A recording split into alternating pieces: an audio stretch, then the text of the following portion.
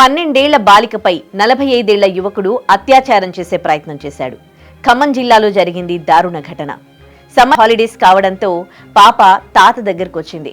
తాత ఒక అపార్ట్మెంట్లో వాచ్మెన్ గా పనిచేస్తూ ఉన్నాడు. అయితే ఈ నెల 6న పాప ఆడుకోవడానికని సెకండ్ ఫ్లోర్కి వెళ్ళింది. అయితే అదే అపార్ట్మెంట్లో ఉంటున్న గౌస్ బాషా అనే యువకుడు ఆ పాపని వెనకాలండొచ్చి పట్టుకుని అత్యాచారం చేసే ప్రయత్నం చేయడంతో ఆ పాప గట్టిగా కేకలు వేసింది. దీంతో ఆ పాపని 4th ఫ్లోర్కి తీసుకెళ్లి అక్కడి నుంచి కింద పడేశాడు.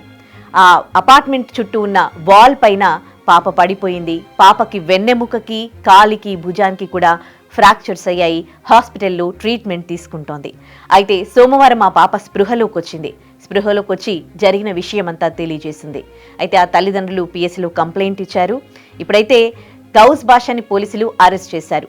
ప్రతిరోజు మహిళలపై, అమ్మాయిల పిల్లలపై ఎక్కడో ఒక చోట లైంగిక వేధింపులు, అత్యాచారాలు, అఘాయిత్యాలు జరుగుతూనే ఉన్నాయి. 12 ఏళ్ల పాప ఏం ధరించిందని ఆ మూర్ఖుడికి ఆ పాప పైన అలాంటి ఫీలింగ్స్ వచ్చాయి. బట్టలపైన లెక్చర్స్ ఇవ్వడానికి, సాంప్రదాయాలు, కట్టుబాట్లు, మన పద్ధతులు చెప్పడానికి సోషల్ మీడియా వేదిక చేసుకొని ఎంతో మంది ఒక యుద్ధంలాగా, ఒక వార్ లాగా చేశారే.